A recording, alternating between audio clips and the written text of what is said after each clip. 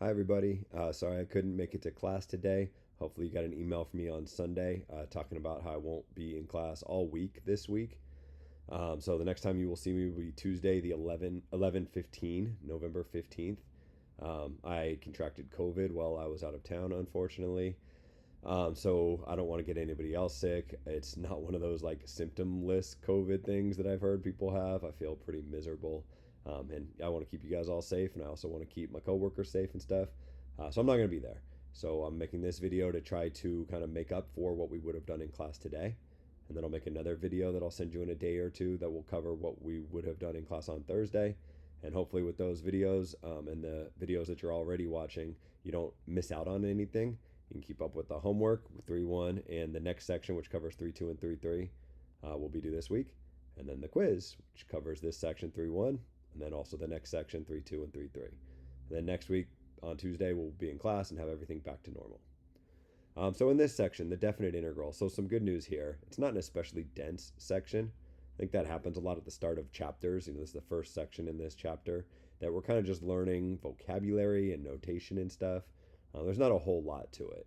So what you want to know, big picture, when we're talking about definite integrals is when you see that phrase, think the area underneath the curve. Or maybe a better way of saying it is the signed, S-I-G-N-E-D, area under a curve. The adjective signed here just means if that area is below the x-axis, we count it as negative. If that area is above the x-axis, we count it as positive. So we're talking about definite integrals. You're thinking the signed area under a curve. And really what you'll see in 3.1 is those can kind of come in one of two different flavors, kind of. The first type is when the curve is linear. And what ends up happening when the curve is linear is you can kind of calculate the area directly using some geometric formulas. Then the second type is when the curve is not linear, in which case all you can do is estimate the area. And there's lots of different ways you can estimate it, but the way we'll be estimating it is either using left or right endpoint rectangular subdivisions. So in this specific problem here, question 1, you'll note that this is not a straight line. So when we need to figure out the area under this curve from 2 to 6, let's see, here's 2 right here, and here's 6 right here. I can't calculate this area, right? I can't make like a rectangle and a triangle or a trapezoid or something like that I know the area of. So all I can do is estimate it. So it's this second learning objective. So make sure that you can do both of these for this week's quiz. And I think what you'll see is the homework just does these two things. And as long as you can follow all the homework problems, I think you'll have no problem with the quiz. Anyways, this first problem, we want to have 4 subdivisions. So you might notice that going from 2 to 6, we're covering a horizontal distance of 4. So if we're going to have 4 subdivisions covering a horizontal distance of 4, then each of those subdivisions will have a width of 1. Right, so my first subdivision will go from 2 to 3. My next one will go from 3 to 4. My next one from 4 to 5. And my last one from 5 to 6. So all I got to do is figure out the height of each of those rectangular subdivisions. And this time I'm using a left endpoint approximation. So for this first subdivision from 2 to 3, its left endpoint is over here when x equals 2. So the rectangle would look something like that. And the next one, the left endpoint is right around in here. So it's going to look something like this. For my rectangle from 4 to 5, the left endpoint is 4. So its height is based upon the height of the curve when x equals 4. And then my final rectangle goes from 5 to 6. So I get something like this. You might notice that these left endpoints here don't end up falling at integer values. So really what's going on is I need to approximate my approximation. That's kind of weird, right? The rectangles themselves are an approximation for the area underneath the curve. And I can't even calculate that estimation because these aren't at integer values. So I need to ballpark what they are. But I guess I say all this right here. I set the tolerance pretty high. So just try your best and you'll probably do fine. So like on this first one, I'd be like, I don't know, what's this height? 1.6 maybe? Sure. So if the height is 1.6 and the width is 1, the area is 1.6. This next one that goes from 3 to 4, it looks like the height is like 2.1 maybe. 2.1 times 1 is 2.1. This next one, that looks like, I don't know, 2.4 to me maybe. Might be off on these, but as long as I'm close enough, it'll be fine. And then this last one, I don't know, 2.7 is probably what I would call it, maybe 2.6. I don't know, something like that. I'd add up these different numbers, the 4 of them, the areas of the individual rectangles, and whatever you get from this sum, type it in right here, and I bet you it's close enough that it marks it correct. That's question 1. Question 2 is kind of the same idea, except now instead of giving you the picture, they give you the equation of the curve. But really, it's the same idea. We're going to estimate using rectangular subdivisions. Up here it was left endpoint. Down here it is right endpoint rectangular subdivisions. So if you know what the graph of y equals the square root of x looks like, you can sketch it if it helps you. If you're the very visual type, it looks something like this. Here's 0, 1, 2, 3, 4, 5, 6, 7, 8, 9. At 9, it's got a height of 3 because the square root of 9 is equal to 3. You can kind of sketch a graph if you feel like it, but you don't really need to sketch a graph. You can do this entire thing purely algebraically. I want to cover a horizontal distance of 9, and I want to have 3 subdivisions. So each one better have a width of 3 in order to pack 3 of them into this span from 0 to 9. I didn't quite space those out right, but maybe you can pretend these are evenly spaced. So I got these 3 rectangles. Here's my first one. Here's my second one, and here's my third one. And what I want to do is determine the height of each of those rectangles. Well, I'm using right endpoint approximation, right? So my first rectangle from 0 to 3 is going to have a height based on its right endpoint, which is 3. And my next endpoint from 3 to 6 is going to have a height based on its right endpoint, which is 6. And then finally, my last rectangle from 6 to 9 is going to have a height based on its right endpoint, which is 9. Fortunately, I don't have to rely on this terribly drawn graph to figure out the heights of each of these different rectangles, because I know the height of the rectangle is based on the height of the graph at the right endpoint of the rectangle. So what's the height of the graph at 3? Well, the height of the graph is y equals the square root of x. So the height of this point right here is the square root of 3. Similarly, the height of this point is the square root of 6. And finally, the height of this point is the square root of 9, aka 3. Now that I know the heights of each of these different rectangles, I just multiply by their widths. So the width of each one is 3. So the area of this rectangle is 3 root 3. The area of this rectangle is 3 root 6. And the area of this rectangle is 3 times the square root of 9. In other words, 3 times 3. In other words, 9. Add up these numbers, write it right here, and you get your answer. One more comment that they make here is they ask whether this estimate that I just did is an overestimate or an underestimate. If you watch the videos, you saw that anytime you have a curve that's increasing over the interval that you're trying to estimate, if you use right endpoint approximations like we're doing here, you're always going to have an overestimate. And if you use left endpoint approximations, you're always going to have an underestimate. And conversely, if your curve is decreasing, I wish I had an example shown somewhere, I can draw one I suppose, over the interval that you're looking at, then if you use right endpoint approximations, you're always going to underestimate the area. And if you use left endpoint approximations, you're always going to overestimate the area.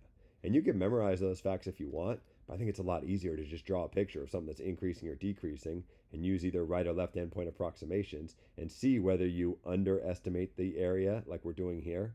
Underestimating because we're missing this region, and this region when we estimate the area underneath the curve by just adding up these rectangles. So in this case, it looks like we would be overestimating because we'd be adding in too much area with the rectangles. This shouldn't count, and that shouldn't count. So in this specific case, we have an overestimate. All right, I'm losing voice, but let's see if we can go a little bit further. Question 3, speedometer readings. Okay, so the idea here is that if you have a function that gives you velocity as a function of time, then the area underneath that curve gives you the distance that you've traveled. I believe it's the next section where we get more into the applications of these things. But for now, just trust me that if this is your function, the area underneath this curve gives you the distance traveled. And once you have that piece of information, then you can approximate the distance traveled given this table. Because think about this like as a function. This is your function. This is your graph. This is your curve right here. This is the y coordinate of your curve, and this is the x coordinate of your curve. And what you want to do is estimate the area underneath this curve. You might note that each of the different x values, t in this case, are separated at a distance of 11. So if you were sketching this, you got 0, 11, 22, 33, 44, and 55 out here. And then you have the corresponding y values. It should be at 24 and 35 and so on. We have all these different heights over here, and we can draw all of our different rectangles. We want to estimate the distance traveled by the vehicle using the velocities at the beginning of the time intervals. So for this first one from 0 to 11, I'd base the height on the y value corresponding with an x value of 0. Right, so the height of my curve at this point is 24, and the height of my curve at this point is 35. And what I want to do is draw a rectangle that estimates the curve. Do I use this point or do I use this point? Well, because it's the beginning, my rectangle would look like this. Then my next rectangle would be based off this height, and so on. We know the width of each rectangle, we know the height of each rectangle, so we can figure out the areas of the rectangles, add up those different areas, put them here, and you'll be done with this part of the problem. You might notice that there's a second part of the problem, but it's almost the same. In fact, we can reuse a lot of the work that we did for this part to figure out this part. We're doing the same thing, we're estimating. Now we just want to use the end of the time periods. So remember this first rectangle that went from 0 to 11? We calculated the height of this rectangle based on the y value at 0. But in this one, we want to use right endpoint approximations. We want to approximate at the end of the period. So our first interval will be based off this height. Our first rectangle would look more like that, if you'll allow that to be a rectangle, instead of like this. So do that same thing for all the other intervals and add up all the green rectangles, and that answer will go down here. Hopefully that makes sense.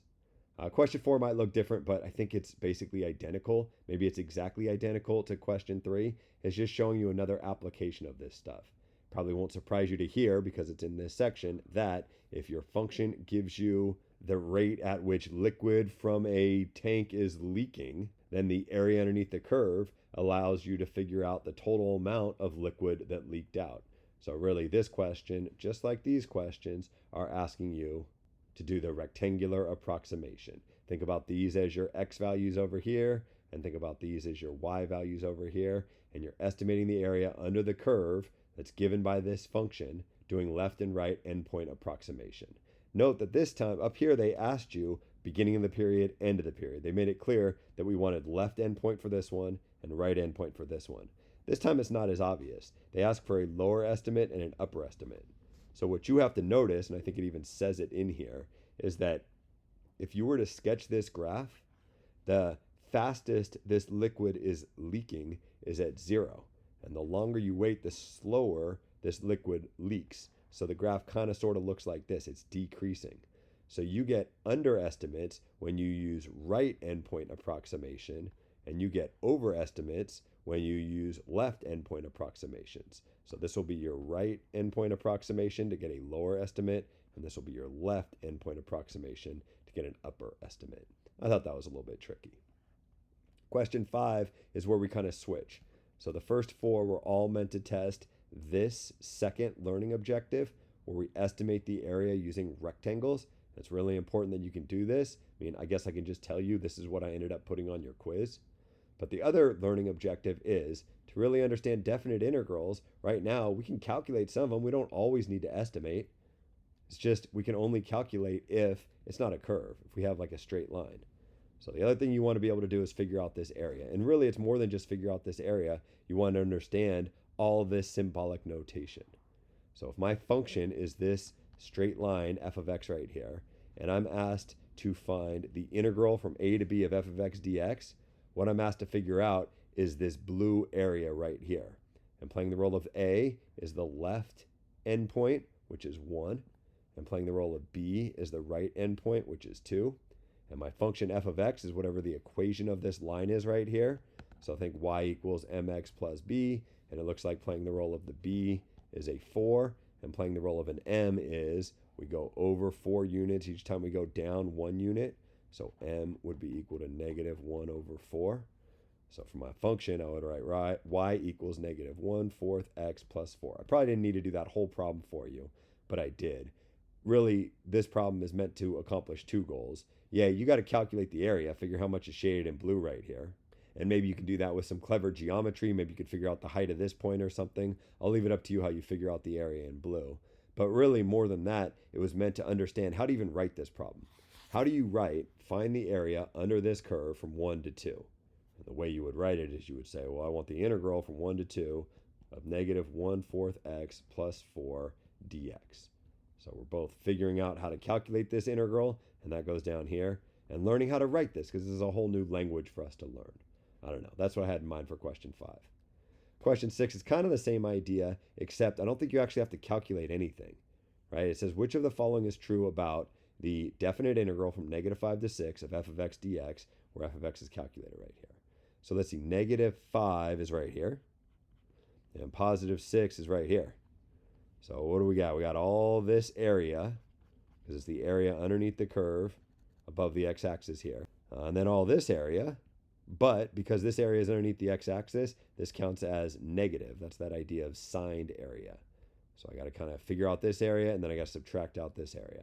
But it doesn't ask me to figure out the exact answer. It just says, am I going to get a positive answer or a negative answer, or am I going to get 0? Maybe you can just look at this and tell.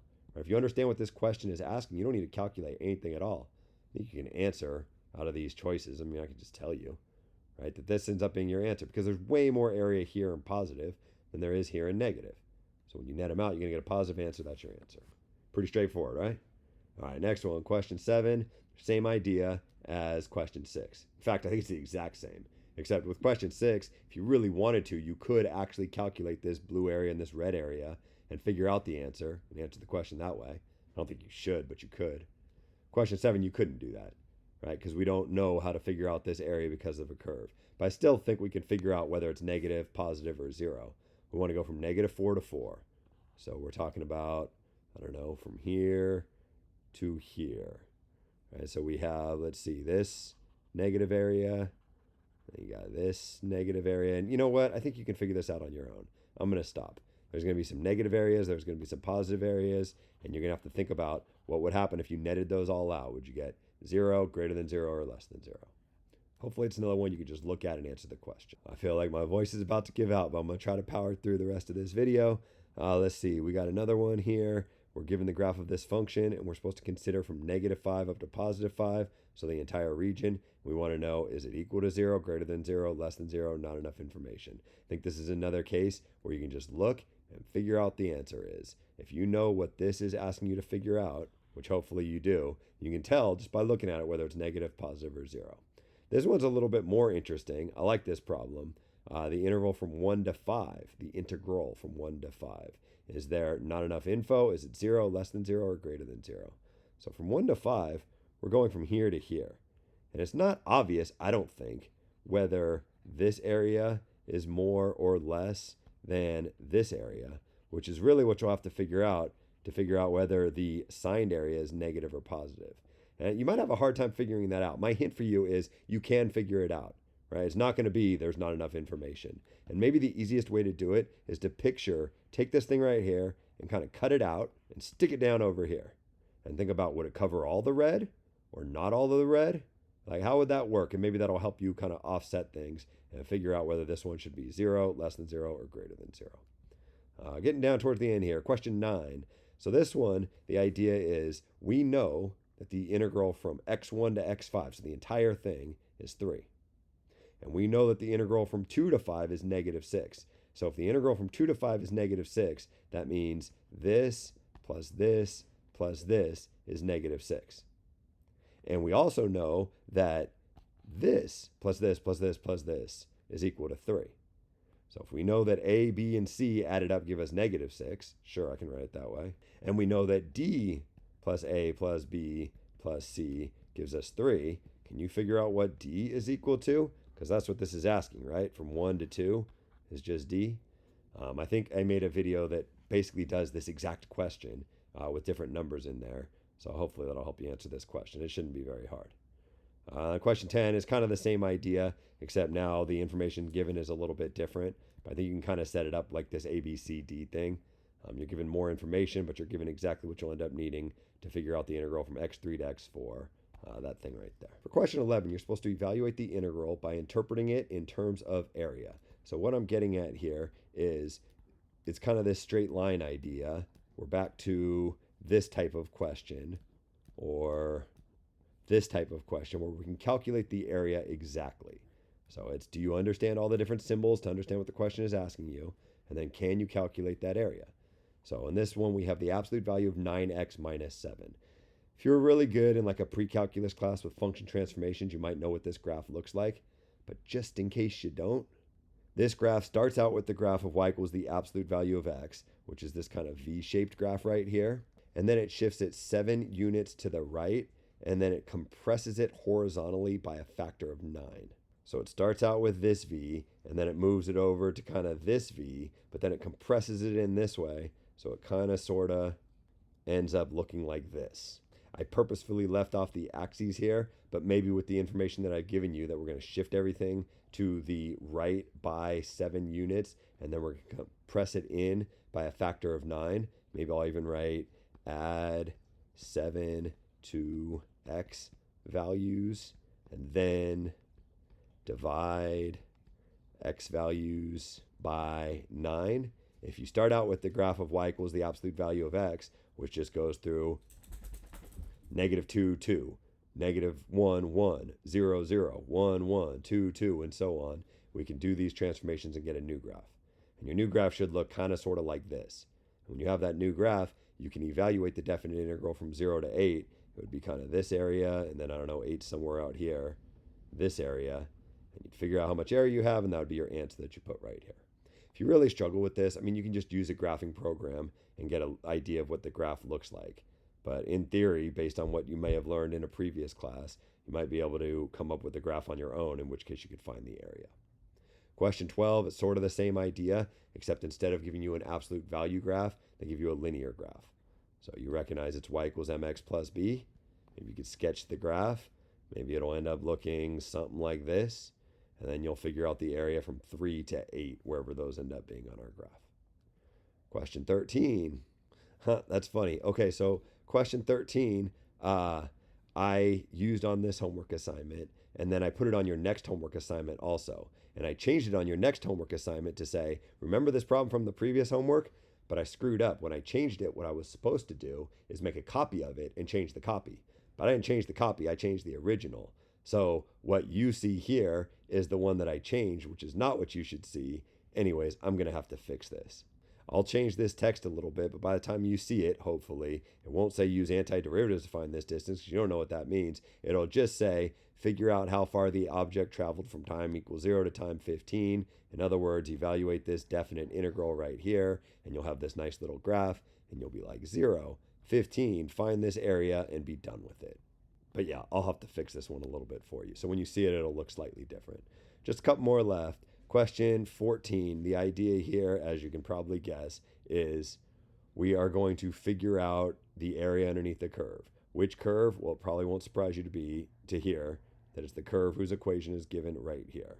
And what do we want to know? The amount of trash that's produced in the next 9 years. So really what they're asking you is to figure out the definite integral from 0 to 9 of 55 plus 3t dt.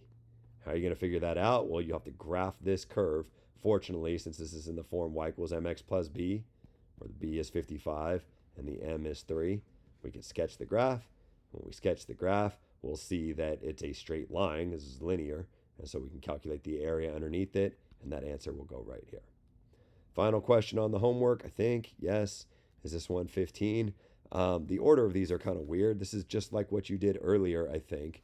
But it gets into some weird concepts like, all right, V1 is the definite integral from 0 to 5. Fine. I can figure out this area and net them out to get the signed area, and that answer goes here because A1 is given to me to be 7, and A2 is 3, and A3 is 1, and A4 is 2. It randomly changes these numbers, but I didn't know how to put them in the picture, so we have to like label them separately. And you can do the same thing for 0 to 10 or 3 to 10. Then you get into some weird ones like 5 to 0.